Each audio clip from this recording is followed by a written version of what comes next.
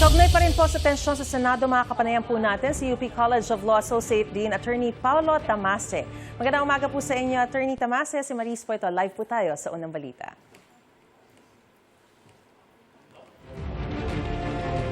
Alright, mukhang naka-mute po kayo. Pwede po bang... Magandang umaga po, Marisa, sa inyo mga taga-subaybay. Una po sa lahat, paano po usad yung paggawa ng batas at iba pang mga tungkulin ng Senado kung tabla ngayon ng majority at minority, may deadlock po eh? Well, yung paggawa naman ng batas, hindi niya nire-require theoretically na magkaroon ng isang mayorya at minorya na may more than 12 members. So as long as may quorum doon sa batas, pwede actually magpasa. Yung Senate President sa konteksto naman ng pagsusulat ng batas ay isa lamang na presiding officer. Ngunit yung realistic na nangyayari ngayon ay dahil tablado ang mayorya at minorya in terms of kung sino yung pwede talaga magpakita sa session hall ngayon, ay nahihirapan yung pagpapasa ng batas. At nakita na natin yan in the last 2 weeks, but especially in the last 2 days kung saan yung mayorya ay binoykot yung sesyon ng Senado. Paano kung wala po talagang senador ang makukumbinsing lumipat sa kabilang panig para magkaroon ng 13 members? So ngayon, sa nakita natin, hindi nagkakaroon ng quorum at all. Well, una, hindi po siya kinocontemplate ng saligang batas natin na hindi magpapatuloy ng trabaho yung Senado dahil lamang tablado o deadlock yung minorya at yung mayorya. Pangalawa, kadalasan kasi ang tinatanong ay mayroon po bang legal na avenue or legal recourse ang minorya at mayorya upang maresolba itong deadlock na ito. At unfortunately, ang sagot po talaga dyan ay politika, yung sagot po.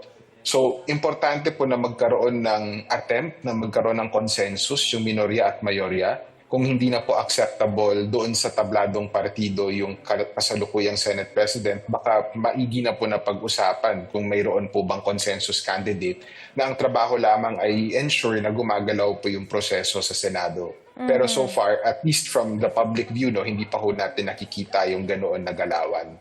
Pinagre-resign po kasi ng minority bloc si Senate President Alan Peter Cayetano. Ano po ba ang magiging implikasyon nito? Kung magre-resign po si Senate President Cayetano, yung direct implication po niya ay kailangan po maghanap ng bagong Senate President. Sa saligang batas po natin, ang required po ay hindi lamang paramihan. Ang required po ay majority of all of the members of the Senate, which means at least 13 votes po sa kasalukuyan, even if wala po si Senator Bato at si Senator Jinggoy. So ang hindi lang po natin alam ay kung mayroong interpretation eventually na papayagan na mas mababa than 24, so over 22 and therefore 12 yung magiging majority nun. Pero sa kasalukuyan po at batay din po sa nakaraang practice ng Senado ay 13 po talaga yung boto na inaantay natin. So again, kailangan kahit papaano yung both minority at yung majority, pag-isipan nila kung ano yung pinakamabuti sa institusyon. Napakababa ng kumpiyansa ng mamamayan sa Senado ngayon at bahagi ng pagbawi po nung lack of confidence na yun ay ang pagpapakita na bagaman hindi sila nagsumasang-ayon sa maraming bagay, at least yung sa desisyon kung sino ang presiding officer nila ay kaya naman nilang pagkasunduan. Pero mayroon po bang pwedeng pumagitna sa labas ng Senado para maresolba yung gulo riyan? Mayroon naman po, at hindi po siguro korte ang sagot doon. Yung Senado po natin ay isang proud institution, mahaba po ang kasaysayan niyan. Napakadami pong former senators na wala na po sa chamber ngayon na maaaring mag-serve as mediator. So pwede po sigurong maghanap yung minorya at mayorya ng isang former senator na acceptable sa parehong partido upang immediate lamang pagkasunduin yung dalawang partido. Potentially, isa po siyang solusyon.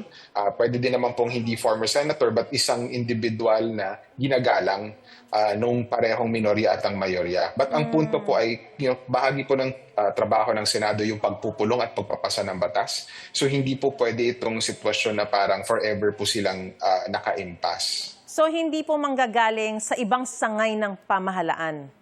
Meaning the judiciary and the executive? Yes, napakahalaga po noon. So yung independence po ng Senado, gaya nga po ng na-raise ng mayorya, napakahalaga po niya doon sa institusyon at doon sa mga tradisyon ng ating Senado. So rather than maghanap po sila ng tulong sa ibang sangay ng pamahalaan, mas makabubuti po doon sa struktura ng saligang batas natin kung internally aayusin ng Senado yon. Ngayon kung tablado na talaga sila, mas makabubuti pa rin na humingi sila ng sangguni sa isang ex-member nila or former senator na potentially pwede pong mag-broker ng consensus. Kasi ultimately, ang kailangan lang naman ay isang acceptable na Senate President. Hindi po siya kailangan yung pinaka-popular. Kailangan lamang po na patas yung tingin niya. At currently kasi, with all due respect, mukhang hindi na po yun yung tingin ng minorya doon sa kasalukuyan.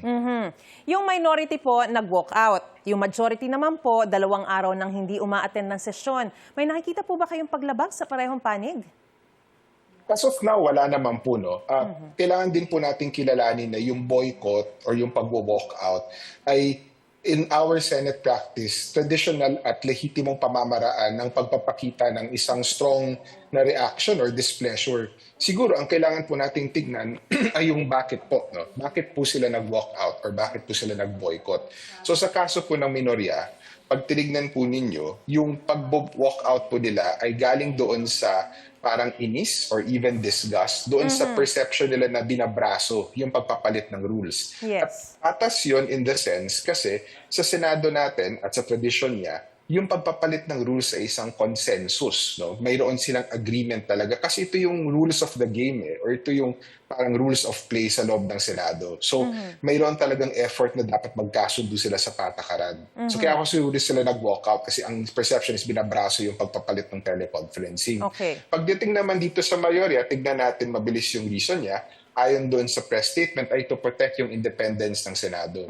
So siguro valid po yun for the first na boycott. But yung succeeding days, dapat mapag-isip na po tayo. Yung traditional defense ng Senado po doon sa attacks on its independence ay pagsasalita, pagbibigay ng privilege speech, pag-participate sa debate sa Senate floor at hindi po yung pananahimik. So kailangan din po tignan kung yung dahilan po ba na iyon, no, yung patprotektahan yung independence ng Senado ay totoo po or mas may iba pong konsiderasyon, no? Potentially yung pagpapalit ng liderato. Alright. Maapektuhan po ba yung kailangang 16 votes to convict sa impeachment trial ni Vice President Sara Duterte kung nabawasan na nga yung mga senador? Sa ngayon, of course, hindi mahanap si Senador Bato at si Senador Jinggoy ay nakakulong. Kung tinitignan lamang po natin yung established na jurisprudence, no, yung desisyon na ng ating korte, malinaw po kasi yung pag-interpret ng salitang all the members. At yun po yung salita na lumalabas doon sa bilang sa impeachment. So hindi po ibig sabihin na 2/3 lamang ng dumalo doon sa pulong or 2/3 lamang na dumalo doon sa mga pwedeng dumalo o hindi po naka-aresto. Ang requirement po talaga ay 2/3 ng 24 or yung kasalukuyang membership. So 16 po yun, no, sa kasalukuyan. So kahit makulong pa ko yung 5 o 4 po sa kanila, hindi po mag-iiba yung number na iyon kung titignan natin yung established jurisprudence. Ngayon, kinikilala din natin na sa kasaysayan naman ng Senado natin, hindi naman po siguro ganito kataas ever yung risk na sobrang daming pwedeng maaresto. So whether mag-iiba yung interpretation nito, no, titignan natin kung paano siya binabasa ng Senado or ng Korte at ng iba pang sangay. Baka in the future, no, potentially, mag-iba yung ibig sabihin noong all the members na iyon, at least dito sa particular na konteksto na ito. Alright. Maraming salamat po sa impormasyong binigay niyo po sa amin, sa inyo pong panahon. Attorney Paulo Tamaseng, Associate Dean po ng UP College of Law. Maraming salamat din. Magandang umaga.